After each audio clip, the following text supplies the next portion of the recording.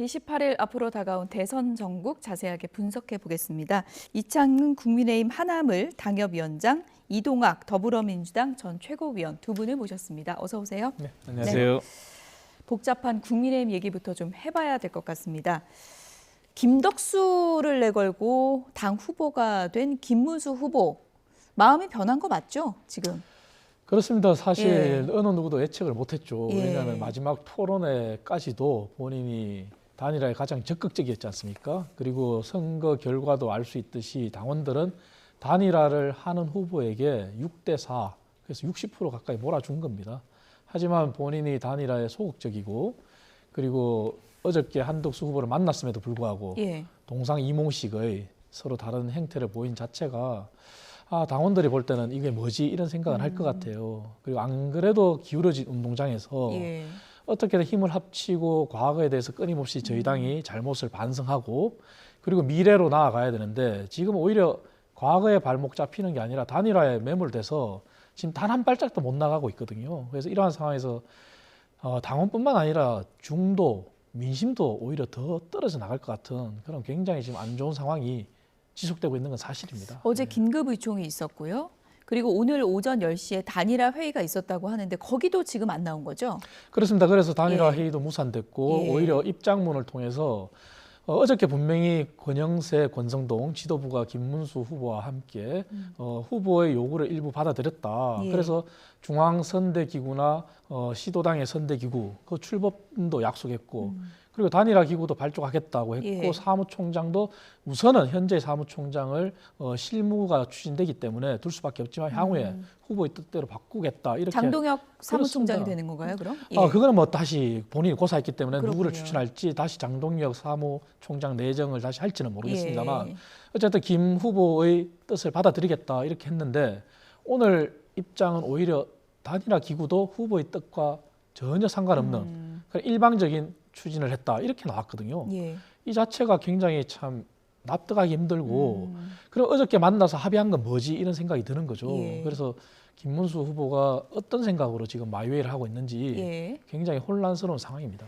나를 후보로 인정해주지 않는다. 김문수 후보가 이렇게 불만을 성토했다고 하고 지금 TK로 내려가 버렸어요. 어떤 작전이라고 보세요? 일단 시간 끌기 작전은 전 쓸 것 같습니다. 버티기 작전. 그렇습니다. 그리고 계속해서 본인 스스로의 어떤 메시지나 이런 것들이 자기를 왜 자꾸 깔아뭉개는 듯한 그런 그런 것에 대한 이제 불만을 계속 표시하고 있는 것으로 보이거든요. 저는 사실은 공당으로서 당원들과 국민들이 참여해서 후보를 뽑았는데 이렇게까지 거친 방식으로 후보를 몰아내려고 하나 이 부분에 이제 비판점이 하나가 있는 것이고요. 그런데 국민의힘 경선의 경우는 처음부터 한덕수로 시작해서 한덕수로 끝난 경선이었거든요. 어찌 보면 한덕수 옹립 파티였어요. 그렇다 보니까 오세훈 후보도 뭔가 경쟁력이 가장 보수 쪽에서 그나마 있는 것으로 평가받았지만 이 경선에 안 들어왔잖아요. 뒤에서 한덕수의 판을 짜고 있는 그 누군가가 움직인다. 이거를 감지하자마자 바로 여기에 참여를 안 했거든요. 그리고 모든 후보자들이 본인이 되면 한덕수와의 단일화 이거를 반드시 실행을 하겠다 이렇게까지 얘기를 했잖아요. 그러니까 김문수 후보의 경우는 어쩌면 자업자득이 아닌가 이런 생각도 좀 가져봅니다. 한덕수 예비 후보와의 단일화 그 얘기를 가장 적극적으로 본인이 했던 사람이 바로 김문수 후보죠. 경선 때 어떤 얘기를 했었는지 저희가 그래픽으로 좀 준비를 해봤는데 보여주시면 좋을 것 같습니다. 이런 얘기를 했었죠. 처음부터 한덕수가 아니라 김덕수다 이런 얘기를 본인이 했었고 후보가 되면 즉시 찾아뵙고 단일화를 성사시키겠다라고 했는데 후보가 된 다음 날 어조가 바뀌었습니다. 단일화 시점은 너무 늦지 않게 하겠다. 그러니까 즉시 하겠다고 하더니 어조가 바뀐 거죠. 이 부분에 대해서 이양수 의원은 SNS에 이런 사진을 올렸습니다. 한대행과의 단일화 전당대회 직후여야 한다. yes or no 문답에서 김문수 후보가 오를 들었었다는 거예요. 이 사진 한 장으로 암시하는 건 어떤 걸까요? 사실 본인의 말이 바뀐 거죠. 본인이 사실 저러한 마지막 토론회지 않습니까? 한동훈 후보는 O도 아니고 X도 아니었어요. 하지만 본인이 O를 들었다는 거는 저기에 이제 기대를 걸고 아까 말씀드린 대로 당원들이 표를 몰아준 것도 사실입니다.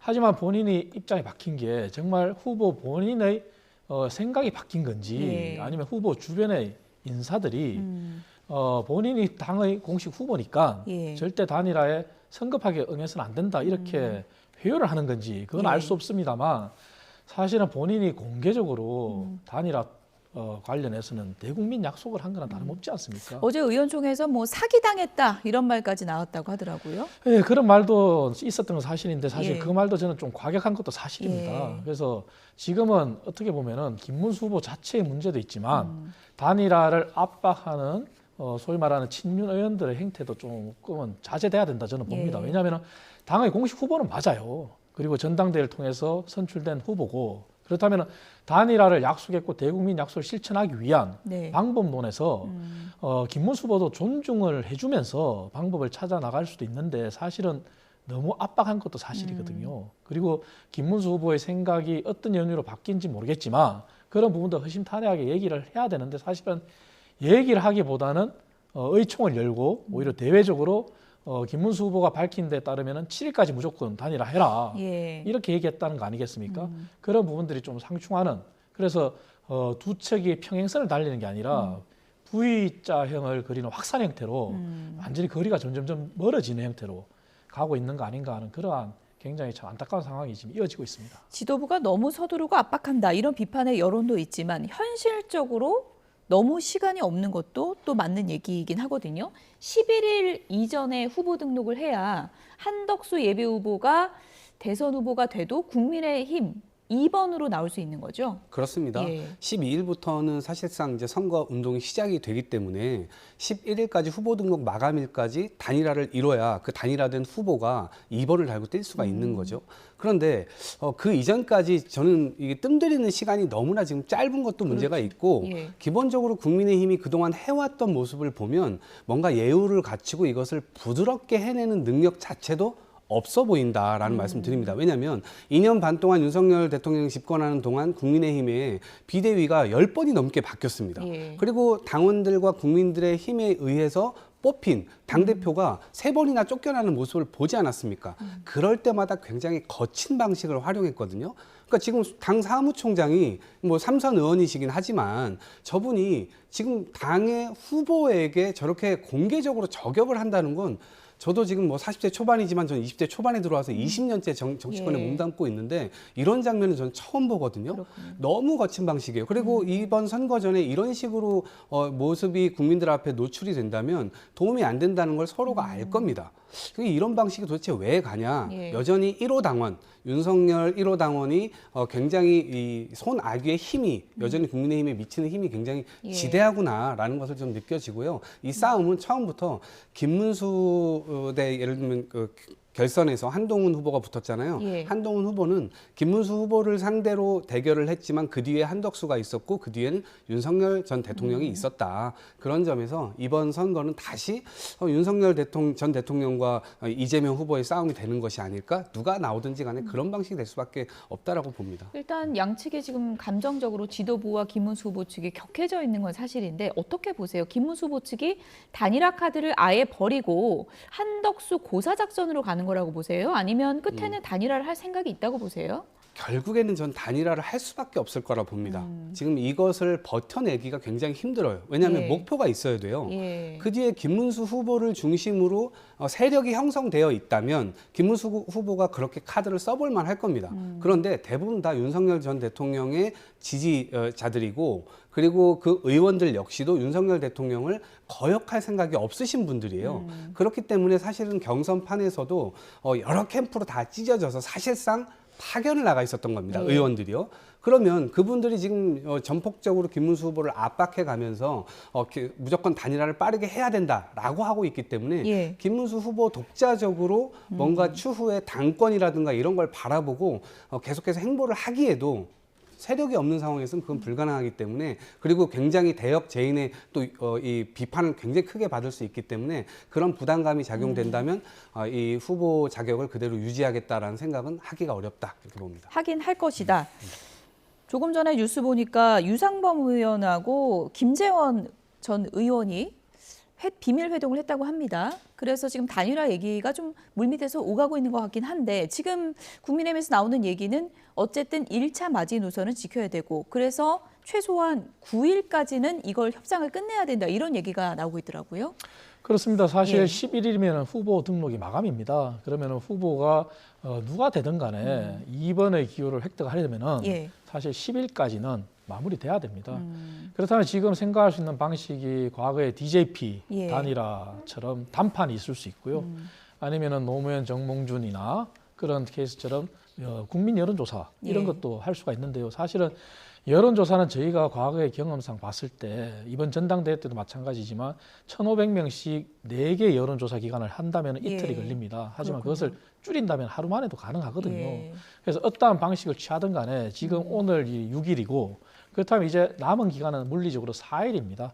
4일이면은 시간이 작다면 작을 수 있지만 사실 충분하면 충분하다고 볼 수 있거든요. 문제는 김문수 후보와 한덕수 후보 간의 어떤 동상이몽 서로가 욕심을 좀 버려야 된다 이런 생각인데 김문수 후보는 또 1박 2일 일정 아닙니까? 같습니다. 지금? TK 가? 1박 2일을 갔죠. 예. 그래서 그 동상이몽이라는 게 김문수 후보는 지금 단일화 하면은 본인이 열세라는 걸 인정을 하니까 그렇군요. 그래서 서울을 떠나서 지방의 대선 행보를 갔고 그리고 한덕수 후보는 본인이 개헌이라는 공통 분모를 가지고 자꾸 빅텐트 단일화를 얘기하지만 예. 사실 비전이나 이런 걸 보여준 건 하나도 없어요. 그렇다면 과연 개헌 하나만으로 빅텐트를 칠 수 있을까 그런 의문도 들거든요. 예. 그리고 본인은 서울에 남아서 계속 개헌을 통한 빅텐트 행보만 하고 있단 말이죠. 이런 게 서로 동상이몽이에요. 그렇다면은 유상범 의원과 김재원 비서실장이 만난 것처럼 사실 후보들은 마지막 단판에는 후보가 만나야 되지만 지금은 후보들은 더 이상 개입하지 말고 예. 정말 양측의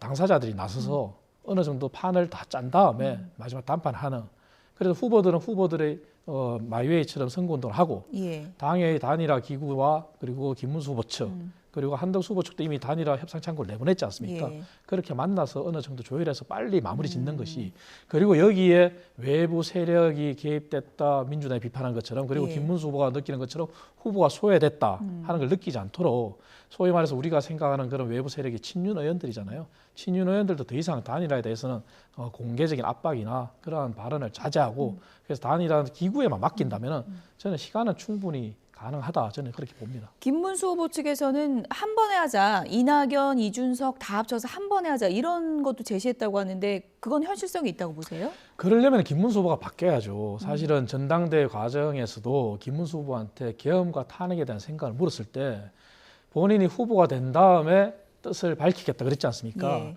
이낙연 전 총리나 이준석 후보를 포함하는 빅텐트를 치려면은 본인이 거기에 대한 입장이 나와야 됩니다. 그리고 정치공학적인 플러스는 사실은 국민들로부터 식상하고 저희가 그렇게 정치공학적으로 단일화를 해도 감동이 없어요. 그렇다면 본인이 사과 이후에 어떠한 정책으로 할 수 있겠느냐 하는 부분을 내보여야 됩니다. 그렇게 할 때만이 본인이 네. 얘기하는 전체 빅텐트 가능하지 지금은 그게 불가능하죠. 현재는. 시간도 너무 없고요. 그렇습니다. 그런 현실적인 문제가 있다는 거고 이제 많은 분들이 이제 한덕수, 김문수 단일화 협상에서 어쨌든 급한 쪽은 한덕수 예비후보 아니냐. 무소속으로 있기 때문에 지금 뭐 비용이나 조직 측면에서 이게 지원이 없이는 대선을 치르는 게 상당히 힘들지 않습니까? 어떻게 네. 보세요? 그러니까 그것은 너무나 상수죠. 그러니까 조직도 당연히 가동되기가 어렵고 뭐 있어야 가동이 되죠. 그리고 예. 한덕수 국무총리의 경우는 본인 스스로가 쌓은 지지층이 아니란 말입니다. 지금 윤석열 전 대통령이 한덕수 전 총리를 지금 뒤에서 후방 지원하고 있는 것이 소문이 나니까 지지율이 그렇게 몰려가고 있는 것이거든요. 그런 차원에서 보면 스스로의 어떤 뚝심이라든가 도대체 왜 나왔지? 그런 질문을 하니까 사석에서 윤석열 전 대통령이 나가라고 해서 나갔다 이런 얘기를 하는 거 아니겠습니까? 그런 차원에서 보면 정치인으로서 아직 검증된 바도 없고 국민들이 정치를 너무 잘하니까 행정을 너무 잘하니까 제발 지금 대한민국에 한덕수가 필요하다 이런 요청을 해서 나와도 될까 말까인데 사실 그런 요청 전혀 국민들이 안 하고 있거든요. 더더군다나 본인이 집권하는 내내 헌법을 위반하거나 그다음에 국회에서 통과된 법률도 이행을 안 했잖아요. 그러니까 대통령이 돼가지고 본인이 이런 법 위반에 대해서 처벌을 누군가를 한다든가 아니면 이거를 지키자라고 한다든가 그런 말이 먹히겠습니까?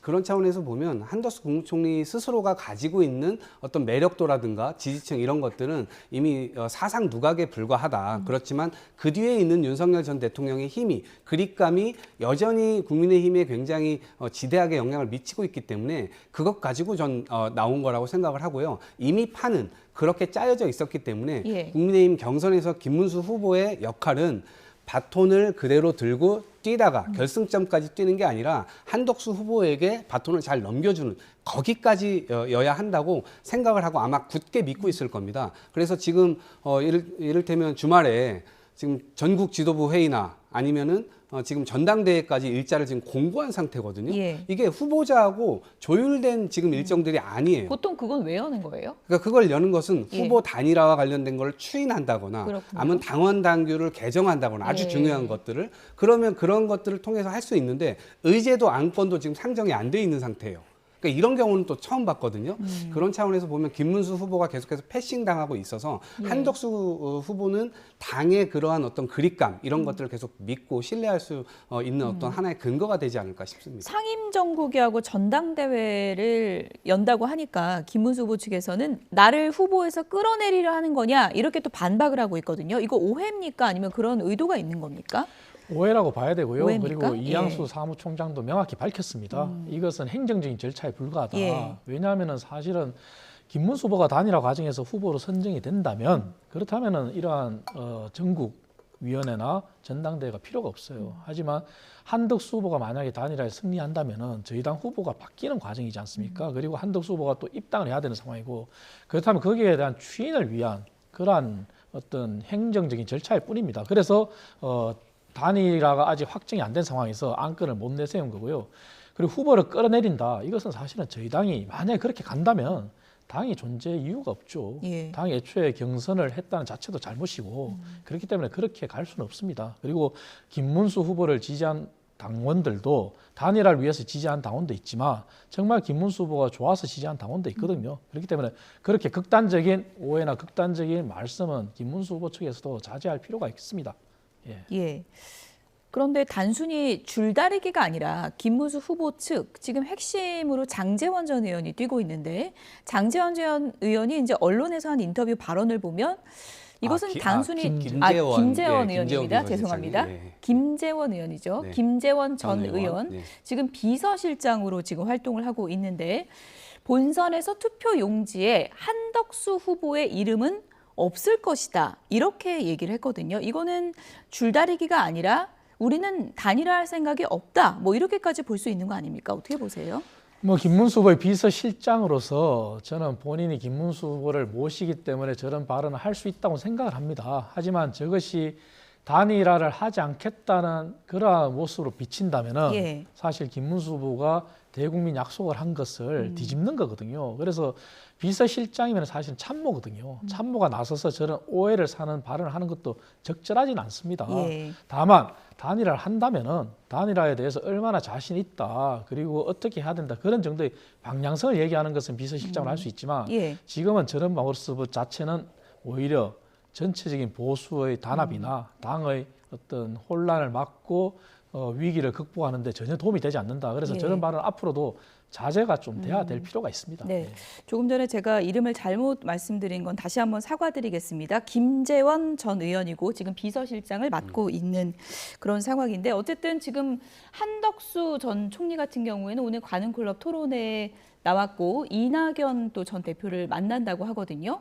개헌을 고리로 빅텐트를 친다고 하는데 이 개헌이라는 키워드가 좀 폭발력이 있을 거라고 보십니까? 저는 전혀 없을 거라고 봅니다. 국민들이 개헌에 대한 요구가 분출됐을 때도 사실은 그것에 대한 디테일한 논의를 하다 보면 결국 개헌 블랙홀로 빠지게 되고 사실상 아무런 것도 하기가 어렵게 되는 그런 국면들을 여지껏 우리가 봐왔습니다. 예. 그런데 하물며 한덕수 후보 스스로 혼자 아니면은 어떤 국가적으로 한 자리씩 하셨던 분들, 은퇴하신 분들을 찾아가서 저렇게 만나가지고 저런 론을 띄운다고 하더라도 국민 소구력이 얼마나 있겠는가. 그것은 이번 선거의 성격을 완전히 잘못 분석하고 있는 거 아니냐 이런 생각이 들고, 이번 선거의 성격은 기본적으로 계엄을 통해서 민주국가를 독재국가로 만들려고 했고, 사실상 상대의 이 편을 완전히 정치적으로 말살시키려고 했던 예. 그러한 시도를 막으려고 했었던 그러한 세력과의 싸움인 것이거든요. 그렇기 때문에 저는 이 민주주의 질서를 지키고 법치주의를 회복하는 데 이번 선거에 방점이 찍혀 있다. 그러면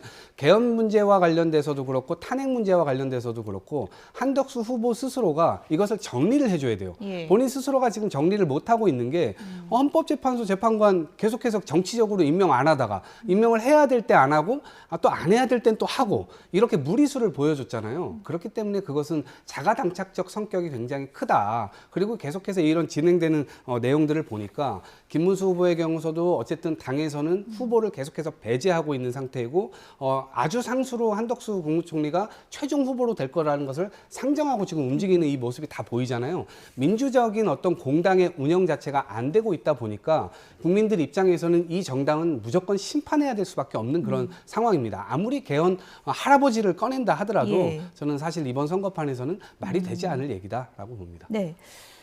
오늘 오후 2시에 국민의힘이 의총을 또 연다고 하는데 오늘 오전까지도 지금 김문수 후보 측에서는 뭐 전향적인 입장 변화는 보이지 않고 있는 거잖아요. 오늘 의총에서는 뭐 어떤 얘기들이 나올 걸로 보세요?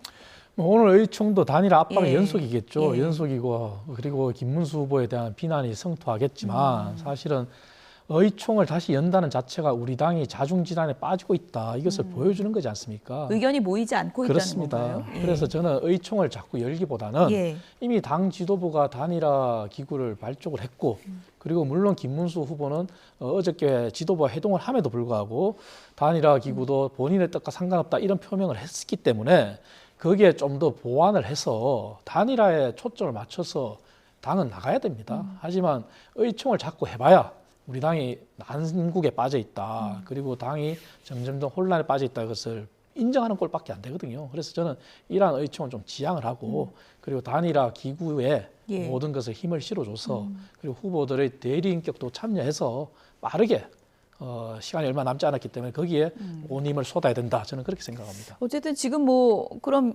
키는 김문수 후보 측이 쥐고 있는 겁니까? 어떻게 봐야 됩니까? 현재는 그렇습니다. 한덕수 예. 후보는 모든 것을 예. 다 욕심을 버리고 맡기겠다. 그리고 따르겠다 했지 않습니까? 그리고 김문수 후보는 경선 전과 후가 너무나 지금 달라진 상황이지 않습니까? 그렇다면은 김문수 후보도 욕심을 버리고 어떤 게 대승적인 결단인지 그러한 관점에서 본인이 물론 국민의힘 후보긴 맞습니다만 그것을 뛰어넘어서 본인이 좀 더 내려놓고 전향적으로 나왔을 필요는 있습니다. 네. 민주당 얘기로 좀 넘어가 보도록 하겠습니다. 오늘 선대위 회의를 열고 대법원에 대한 비판을 이어갔습니다. 일단 민주당에서는 파기환송심 일자 연기해라 요구하고 있는 거잖아요. 그 응답을 12일까지는 해라고 했는데 그 12일로 정한 이유는 어떤 건가요? 그러니까 후보 선거 운동이 이제 시작되는 날이잖아요. 예. 대선 선거 운동은 23일입니다. 6월 3일 날 투표일이기 때문에 딱 그 날짜부터 이제 선거 운동이 시작이 되기 때문인데 기본적으로 헌법에서 우리 116조에 딱 보면 선거 운동은 각급 선거관리위원회에서 관리하에 법률이 정하는 바에 따라 하고 그리고 균등한 기회가 보장되어야 한다. 이 문구가 정확하게 들어 있습니다. 예. 그런 상황에서 보면 지금 법원에서 기일을 정해놓은 걸 보니 선거운동 기간 내 23일 안에 지금 5일이나 들어가 있어요. 그러면 후보자가 법원에 가서 시간을 쫓기는 것도 사실은 엄청난 저는 이 선거 개입이라고 보고요. 그렇군요. 그리고 후보자가 이 국민들을 만나러 가는 것도 아니고 법원에 가는 거면 마치 사법 리스크, 이것은 처음부터 정치적인 기소에 의해서 이루어지고 있는 정치 재판이기 때문에 예. 저희들이 규정 그렇게 하고 있기 예. 때문에 이 부분은 명백한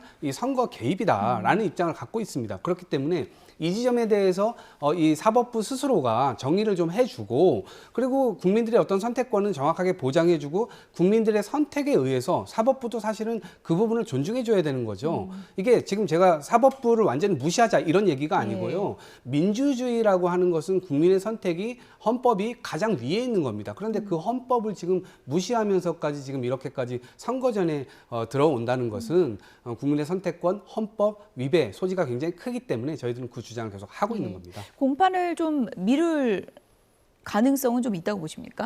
그것은 이제 사법부의 판단이죠. 예. 하지만 저는 참 민주당과 이재명 후보를 보면 안타까운 생각이 드는 게 어찌됐든 전직 대통령이 헌법을 지키지 않아서 그래서 파면이 됐지 않습니까? 그리고 민주당이 집권 여당이 되겠다는 정당이잖아요. 그리고 이재명 후보도 대통령이 되겠다는 사람이잖아요. 예. 그렇다면 현재 대한민국은 법치국가로서 가장 정점은 헌법입니다. 예. 본인들한테 유리할 때는 침묵하고 본인들한테 불리할 때는 헌법 위배, 민주주의를 들고 나오면서 법률 위배라고 얘기 나와요. 하지만 우리 헌법을 제대로 해석하면은 헌법 116조는 각급 선거관리위원회의 관할 하에 법률에 의해서 선거의 기회균등입니다. 선거운동의 기회균등이에요. 법원의 판단을 간섭하는 재판을 하지 말라는 그게 아니에요. 그렇다면 다르게 말하면은 민주당이 또다시 내세운 헌법에 근거해서 공직선거법 11조가 있습니다. 거기에 사형, 무기 또는 징역 7년 이하 그리고 금고 이상의 형을 범죄를 저질렀을 경우나 현행법이 아닌 경우에는 후보자로서의 신분 보장이 돼요. 그 얘기를 다르게 해석하면은 사형이나 무기나 7년 이하의 징역이나 금고 이상의 형을 받았으면 아예 후보로서 나설 수가 없어요. 하지만 민주당이 늘 주장하는 것처럼 3심 제도에 의해서 최종 확정 판결되기 전까지는 무죄 추정의 원칙 때문에 2심에서 그런 판결을 받았다 하더라도 선거운동은 나갈 수가 있어요. 그 얘기는 선거운동을 하는 중에 재판에 의해서 그러한 죄가 확정이 될 수 있다는 얘기거든요. 그렇다면 이재명 후보의 재판도 지금 조기 대선 이후에 생긴 겁니까? 아니지 않습니까? 조기 대선 이전부터 이어져 온 거지 않습니까? 그래서 본인이 법의 테두리 안에서 공판 기일 변경을 요청할 수 있지만 그것을 뛰어넘어서 법봉보다 국회의 의사봉이 더 우위에 있다. 법관을 탄핵하겠다. 이러한 내용 자체는 국회의원에 대한 탄핵 제도가 없고 국회의원에 대한 국민 소환 제도가 없는 한계 때문에 입법부가 무소불위의 권력을 행사하는 거거든요. 그래서 이러한 부분들 때문에라도 개헌이 필요한 것이고 민주당은 제가 참모라면 저는 이렇게 얘기하겠어요. 이재명 후보 당당하게 재판에 임하라고요. 오히려 이미 기울어진 운동장에서 대통령이 되겠다는 사람이 지금 이렇게 자격 논란이 생긴 마당에 내가 나서서 앞장서서 헌법 법률을 지키겠다. 이렇게 하면 얼마나 떳떳하겠습니까? 그게 오히려 올바른 모습이지 국회가 나서서 법관을 압박하고 사법부를 핍박하고 이러한 것은 올바르지 않죠. 그래서 저는 아전 인수격의 법 해석을 말고 정말 제대로 된 법 해석을 민주당이 한다면은 이런 얘기를 할 수가 없다. 저는 뭐 그런 말씀드리겠습니다. 예. 데드라인을 정했다는 건 이제 데드라인이 넘었을 때는 무언가 행동에 나설 때 이제 데드라인을 정하는 거잖아요. 네. 그 카드가 뭐 일각에서 거론되는 이제 대법원장 탄핵 카드 이런 것도 꺼낼 수 있는 상황인 건가요? 네, 최대치로는 탄핵까지도 당연히 검토를 하는 것이고요. 지금은 지도부로 그 모든 권한이 다 위임되어 있고요. 그리고 각종의 발생될 수 있는 지금 경우의 수를 다 계산해가지고 지금 그럴 때마다 어떻게 행동할지에 대한 지침까지도 지도부에서 다 정했다라고 얘기를 하고 있습니다. 그래서 국민들께서는 좀 안심하셔도 된다. 국민들께서도 놀라셨을 거예요. 윤석열 정부가 쭉 진행이 되다가 사법적으로 공격을 하고 있다는 건 너무나 알고 있었지만 얼토당토 않는 계엄이 벌어질 거라고 누가 상상이나 했겠습니까? 예. 실제로 야당이 비판했음에도 불구하고 저런 수는 당연히 없어져야 될 수인데 그 수를 이행할 거라고 생각하지 못했죠. 그럼에도 불구하고 벌어졌어요. 그리고 난 다음에 구속 취소되는 사건이 있었죠. 윤석열 전 대통령이. 이 과정에서도 지기현 판사가 체포 적부심 시간은 빼줘야 함에도 불구하고 그것은 포함시키고 또 날을 시간으로 바꿔가지고 그걸 계산해서 넣어줬어요. 그러다 보니까 이거 말이 안 되는 거 아닌가? 70년 동안 아무에게도 적용되지 않았던 그리고 심지어 그것은 위법이기까지 합니다. 이제 그런 내용을 해서 이렇게 풀어줄 거를 알았나요? 아무도 몰랐습니다. 근데 대법원은 졸속 심리 지금 이틀 만에 지금 6만 장, 7만 장에 해당하는 그런 재판 기록을 봤습니까? 안 봤습니까? 그런 질문이 지금 나올 정도입니다. 그렇기 때문에 절차 위반적 성격도 굉장히 대법원이 지금 이것을 선거에 개입하려고 하는 거 아니야? 당연히 이런 의혹이 생길 수 수밖에 없는 거죠. 그러면 앞으로 대법원에서든 혹은 고법위에서든 우리가 생각하지 못했던 여러 가지 측면에서의 또 다른 행위들을 또 할 수가 있기 때문에 그 지점을 계속해서 비판을 하고 있는 것이고요. 당연히 그 부분에 대한 준비는 민주당에서 예. 하고 있다 말씀드립니다. 박범계 의원이 지금 중앙선대위의 공명선거 법률 지원단장을 맡고 있는데 오늘 오전에도 조희대 대법원장에 대해서 탄핵 사유에 해당한다 이런 발언을 했더라고요. 네. 가능성이 점차 높아지는 좀 분위기로 가고 있다고 봐도 되겠습니까? 네, 탄핵 사유는 명백합니다. 예. 지금 일단 헌법을 위반했어요. 국민 주권을 침해했죠. 선거권 보장이라고 하는 측면이 헌법에 그대로 나와 있는데 그 부분에 대해서 지금 대법원이 이것을 침해하고 있는 거고요. 그다음에 적법 절차도 위반했죠. 그러니까 공정한 재판을 법에 따라서 받아야 되는데 대법원이 소부에 회부되면 당연히 그 부분에 대한 회의가 있어야 됩니다. 이견이 있을 경우 전원 합의체로 넘어가는데 전원 합의체로 그냥 직권으로 넘어갔어요. 예. 아무런 검토도 없었습니다. 그리고 심지어 그날 심리를 했어요. 그리고 이틀 뒤에 심리를 또 잡았어요. 처음부터 이거 짜맞춘 결론 아니야? 답정너였던 거 아닌가? 그러면 이 부분에 대해서 이 절차적으로 왜 이렇게 진행됐는지 합리적 납득이 되도록 설명이 돼야 됩니다. 예. 근데 왜 유독 또 이렇게 이재명 후보에게만 가혹한 잣대가 들이대졌지? 저는 이런 부분들은 명백한 헌법 위반 이 사유가 있다고 보기 예. 때문에 그런 부분들까지도 이 민주당에서는 준비를 하고 있는 겁니다. 물론 뭐 공식 선거 운동 시작되고 이제 재판이 계속 있으면 물리적 시간을 뺏기는 부분도 있겠지만 민주당 입장에서는 파기환송심 결론이 만약에 나올 경우에 또 그 여파를 대선 직전에 나올 경우 그 여파를 좀 걱정하는 게 아닌가 그런 생각도 드는데 어떻게 보십니까? 사실 파기환송이 됐다는 것은 예. 유죄의 취지로 파기환송이 된 겁니다. 그 얘기는 고등법원에서 이제 재판부가 배당이 됐지만 양형을 결정하는 것은 고등법원의 자유입니다. 그게 벌금형 100만 원 미만이 될 수도 있고 그 이상이 될 수도 있고 하지만 대법원에서 파기환송했다는 자체는 유죄라는 겁니다. 그렇다면은 그것만으로도 이재명 후보는 사실은 자격 요건에서 사실은 저해를 받는 게 사실입니다. 그리고 민주당이 자꾸 주장하는 것이 왜 전원심리에 했냐? 그것이 법률 위반이라 그러는데 대법원에 전원심리에 관한 내규가 있습니다. 그 내규에 어떤 사건을 전원심리 사건으로 지정하느냐. 중대한 사건이고 국민적인 관심사가 높고 이러한 사건에 대해서는 지정을 할 수가 있어요. 그게 예. 다른 거라는 말씀을 드리고요. 민주당의 어떤 심정은 이해하지만 만약에 고법에서 유죄 취지로 파기환송됐기 때문에 유죄는 내려야 되지만 거기에 만약에 형이 민주당의 마음에 들지 않는다면은 재상고라는 또 다른 자신들의 권리가 있습니다. 거기에 따른 절차에 의해서 절차를 밟으면 되는 거죠. 근데 지금 그게 두렵다고 해서 헌법과 법률을 아전인수격으로 해석하고 법관을 탄핵하겠다. 이 자체는 그러면 대한민국 사법권이나 대한민국 행정권이 왜 있습니까? 무소불위의 국회 권력인 입법부가 대통령도 하고 법원의 판단도 다 하고 다 맡으면 되죠. 다시 말씀드리지만 지금 국회는 국회의원에 대한 탄핵의 조항도 없고요. 국회의원들이 국민 소환에 관한 조항도 없습니다. 그 정도로 국회의원은 헌법기관이라고 하지만 아무도 제어할 수가 없다. 이 말씀을 드리겠습니다. 예.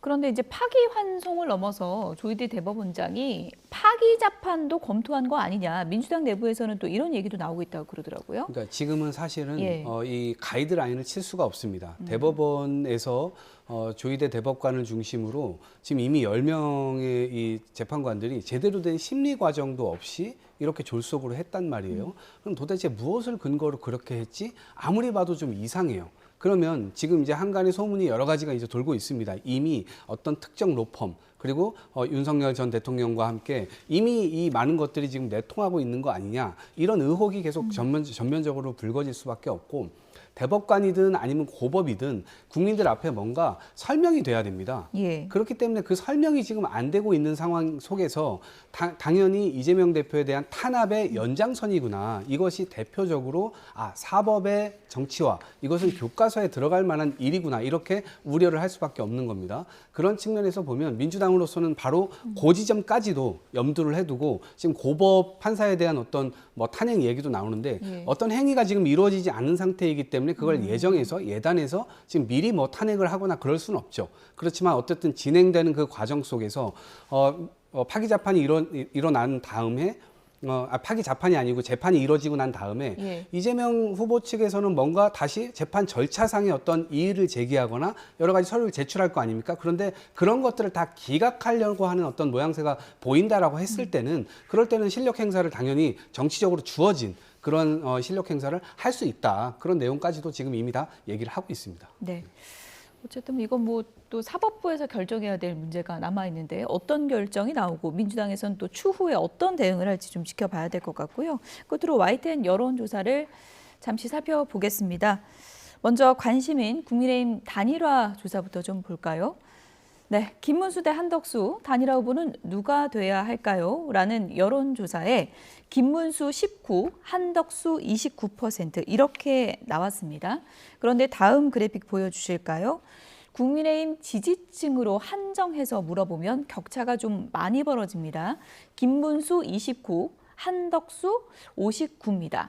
이념 성향이 보수라고 응답한 사람에 한정해서 물어보면 26, 50 이렇게 나옵니다. 흥미로운 부분은 국민의힘 지지층으로 한정했을 때 한덕수 카드를 꺼내드는 사람들이 더 많다는 거거든요. 이건 어떤 분석 때문일까요? 저러한 여론조사 결과를 반영된 것이 사실 지난 전당대회 때 최종 경선 결과입니다. 한동훈 후보와 그리고 김문수 후보가 당시에 당심에서 6대4 그리고 일반 국민 여론조사인데 역선택이 들어갔기 때문에 국민의힘 지지층이나 무당층이었습니다. 거기에서 3% 차 이렇게 나타난 것이 결국은 단일화에 어느 후보가 적극적이었냐 거기에 표를 준 거거든요. 그래서 거기와 똑같은 여론조사 결과가 YTN 조사 결과가 나온 거죠. 그래서 국민의힘 지지층은 결국은 단일화를 해라 이런 뜻이고요. 그리고 단일화를 했을 때 예. 경쟁력은 김문수 후보보다는 한덕수 후보가 낫다고 이렇게 보는 것이죠. 그렇기 때문에 김문수 후보나 김문수 후보 캠프에서 생각이 좀 달라지거나 또 본인들이 당의 후보인데 예. 지금 단일화했을 때는 본인들이 유리하지 않다 이런 걸 알기 때문에 예. 소극적으로 나타나는 그러한 행위로 이어진다. 내 지지율이 더 오를 거다 앞으로 이렇게 그렇죠. 보고 앞으로 있는 거군요. 행보를 계속 하다 보면은 예. 그러면은 내가 보여줄 것이 많고 그리고 당의 울타리라는 게 있지 않습니까? 예. 그래서 당의 울타리 있기 때문에 내 지지율이 분명히 더 오를 것이다. 그래서 지금 성급하게 단일화를 해서는 안 된다 이러한 그런 방어 기제가 작용할 수 있다고 보는 거죠. 예. 네. 여론조사 차기 대선 후보 적합도 결과도 좀 보도록 하겠습니다. 차기 대선 후보 적합도 양자가상 대결입니다. 이재명 대 김문수 50대 34, 이재명 대 한덕수 49대 38, 이재명 대 이준석 50대 22 이렇게 나타나고 있고요. 네, 양자 가상 대결 이념 성향을 중도로 한정했을 때의 답변입니다. 이재명 대 김문수가 55대 23, 이재명 대 한덕수가 54대 29, 이재명 대 이준석은 54대 22로 나타나고 있습니다. 네, 차기 대선 후보 적합도 3자 가상 대결도 좀 계속 넘겨주시면 좋을 것 같습니다. 제가 수치는 일일이 읽지는 않겠습니다. 지금 3자나 양자나 다 대입을 해봐도 이재명 후보가 50%에 거의 육박하거나 넘는 결과가 나오거든요. 이건 어떻게 해석을 해야 될까요? 기본적으로 이번 대선의 예. 성격 자체가 계엄을 했고 그 계엄을 통해서 결국 탄핵 심판까지 가는 과정에서 국민의힘이 계엄을 옹호하고 또 탄핵을 반대하고 그러니까 민주주의를 완전히 말살하려는 시도에 대해서 사과조차 하지 않고 그것이 결국에는 아스팔트 구구파들이 윤석열 전 대통령을 활용해가지고 지금 국민의힘 그리고 보수 지지층의 이 주류로 지금 등극한 상황이거든요. 예. 그것이 반영돼 있다 보고요. 저는 한덕수 후보의 어떤 이름을 지우고 윤석열이라는 이름을 넣어도 저런 결과가 나올 것이다. 국민들은 지금 민주주의를 말살시키려고 했었던 그 행동에 대해서 굉장히 많은 화가 나 있는 것이고요. 특히나 사법의 정치화라고 하는 부분들이 윤석열 정부 들어서 굉장히 두드러지게 정적을 제거하려는 목적으로 사법을 활용해 왔기 때문에 그 부분에 대한 심판 심리를 그대로 여론조사에서 드러내주고 있다. 라고 생각을 하고요. 한동훈 후보의 경우는 과거 전당대회에서 싸울 때 그래서 김문수 후보를 상대로 싸웠지만 김문수 후보 뒤에 한덕수 뒤에 윤석열 결국은 윤석열 전 대통령과 싸움의 이 결과가 나오게 된 것이고요.